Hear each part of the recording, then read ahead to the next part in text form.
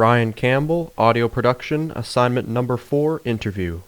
Hello, and welcome to a special edition here on WVYC. I'm Ryan Campbell, and I am actually joined today with senior mass communications major Kevin Slattery. Kevin, thanks for joining me today. Oh, it's good to be here, man. So Kevin is actually pursuing a career in stand-up comedy after graduation, which is pretty unique, and I really wanted to talk to Kevin about it. So Kevin, just to start out, what kind of made you think about, hey, I kind of want to do stand-up comedy? Man, I started really getting into it when I was a freshman here, actually. The first time I ever went up was freshman year orientation. During that orientation week, we actually had like an open mic.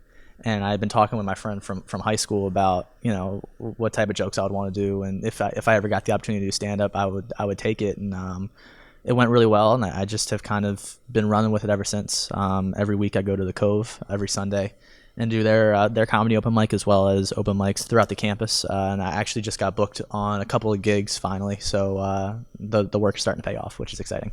That is really exciting. And so would you say that friend, when you came here as a freshman, was he kind of that real big impact on you when you started doing stand-up? Yeah, Harrison is a guy I grew up with. He goes to Catholic University, but we grew up, went to high school together and grade school. He's like a brother to me, and he's doing really big things right now in musical theater. He's starring in Keegan Theater's production of American Idiot, and he's killing it right now. I'm crazy proud of him. And so, like, I think we've always pushed each other and challenged each other to do better and to take the opportunities that we have. So, yeah, absolutely. He's been a huge influence on me. So, I really appreciate him. That's awesome. And now you're a mass communications major here, and did that decision to declare that major, did that have anything to do with going into stand-up, or is that kind of your second kind of interests? Yeah, it kind of, the editing really interested me. Working in and around media was interesting to me, and it kind of is a fallback. Like right now, I'm also looking for jobs in graphic design and motion graphics. So the VisCom part of our major really interested me a lot. It gave me the opportunity to really learn both ends, both in front of and behind the camera. I also have some audio production work coming into college from high school. So I think it just allowed me to do everything and allowed me to learn all facets of the business. And it's something that one day, if I want to create my own show or any of my own content, I know how to do that. I know how to shoot it. I know how to edit it. I know how to produce it a little bit. I feel comfortable doing just about everything. That's really good. And so in your eyes at all, with the kind of the graphic design and stuff, with everything that you get at mass communications here at York College, it can kind of bring everything together, even with the stand-up comedy, you're saying? Yeah, and like I said, the VisCom part, I think, is something that I've always taken an interest in. I've always been interested in computer graphics. When I was a kid, I would hang out and go on like Photoshop and stuff, and it really freaked me out when I got to college. I used to go every Saturday. I used to go up to WVYC Studios because those computers had Photoshop on it. And like when I was a kid, like I had to get like the jank Photoshop, like not the actual one. And I would just go up there for hours and hours on Saturdays and just learn Photoshop because I was passionate about it. So the VisCom stuff for me is more something that I love doing, and I think it's something that hopefully can help me pay the bills a little bit while I'm trying to do comedy shows for like tips and coffee. So it's not really like it's not a high paying gig or anything like that. It's something both jobs are really about passion. So hopefully that's something I can get a job in and make a little bit of money while I'm pursuing this. So now let's look at the actual, your performances. As we look at your performances, do you have like a certain strategy of kind of how you tell your jokes, kind of the sequence of how you tell jokes, or what kind of jokes you tell, like depending on your audience or something? Yeah, every crowd's different. Every audience is different, and every room is different, and it really depends on where you're at and what you're doing. It's something that telling jokes and writing jokes is a craft, and it's something that I've had to really work on. But at the same time, when you get up there, it's just jokes in front of people. That's something that I heard Aziz Ansari say once, and it really stuck with me. But what it comes down to is, every crowd is different. Every crowd wants to hear different stuff. Some crowds like raunchy garbage, and other crowds don't like that. Like I know when I do the Cove, they're a bunch of degenerates. I love them, but they really want to hear the dirty stuff. So like you got to kind of be ready for that.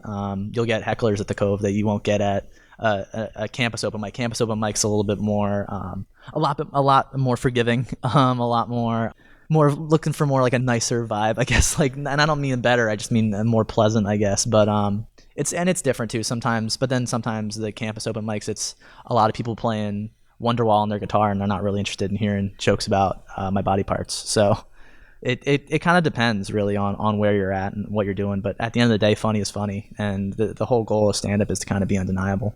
And you're all right about that. Funny is funny, and I've seen a couple of your open mics and everything, and I've gotten a pretty good kick out of some of your stuff. So now, do you run into any challenges during this process of trying to do these performances and find gigs or anything, any challenges related to this?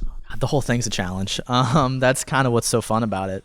I played football in high school, and this is kind of what I have replaced that time and energy with, in that it's something that I'm passionate about because you have to be, and the whole thing is a struggle. Like the thing about stand-up is I don't think anyone really starts out amazing at it. I think everyone's terrible the first couple times, and it's just how it goes. And you have to, I think a lot of being good at this is who's willing to fight through that and find your voice. I remember when I first started, I bombed all the time. And that's the thing about stand-up is like you can't practice it. You just have to do it. And you have to do it often, and you have to do it a lot, and you have to be willing to fail.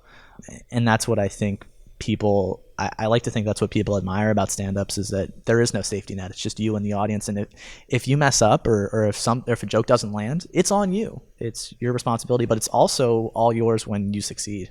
And there's no feeling like it. So the whole thing's a challenge, but it's worth it.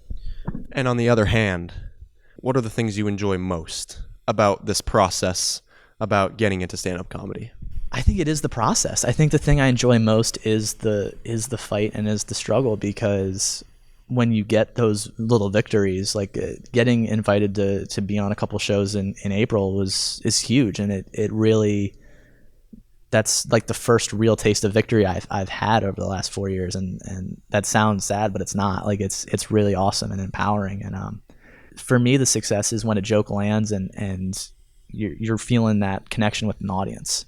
And for me, there will be times where I can really feel like, oh, I'm in a zone and I'm being the most myself on stage. And I understand that when I have my best stuff going, it allows me to riff off of that and allows me to make jokes off of that, off the cuff, that I'm not normally able to make. So like, I love being in that zone and in that framework. And what I noticed too is when the comedian, any kind of comedian, they kind of relate to the audience's life. That's what really I think is enjoyable the most. And is that kind of the approach you take? Yeah, I think people give back what you give them as a comedian, and it kind of becomes almost a mirror. And if you're able to give people positive energy, they'll give it back to you, I think. And one of the things that, like you said, you talk about relating life to the audience and the audience's life to yours. For me, it's just about being the most myself I can possibly be. There's kind of an older idea of putting on a character when you go up on stage, like a Larry the Cable Guy or something like that. But I don't want to say I don't do that, because obviously like who I am on stage isn't necessarily who I am all the time. But by and large, that's I try and make sure those two people are at least very similar, like 88% similar or something like that. That's a number I made up to be specific, just to make it sound like I know what I'm talking about. But I genuinely just think that if you're yourself, and I'm funniest when I'm myself. And that's what's important. And it really is. So lastly here, you bring up these couple of gigs that you have, and when exactly are these gigs, and what kind of audiences are you going to get, and what are you looking forward to with these next couple of gigs? I would say that first off, the April 15th, that's a Friday, third Friday in Harrisburg, going up at the Middletown Bookstore, or Midtown Scholar Bookstore. That show starts at 8, and I believe that's anyone 18 and up can go to that, so definitely that's for everybody. And then that actually should be really fun. That one I get the most time on. I got like 15 to 20 minutes, which is a lot, and the lineup is really great. Wes, who books it, is really great, and just it's going to be a really genuinely fun show, and I'm really looking forward to it because it's an incredibly strong lineup.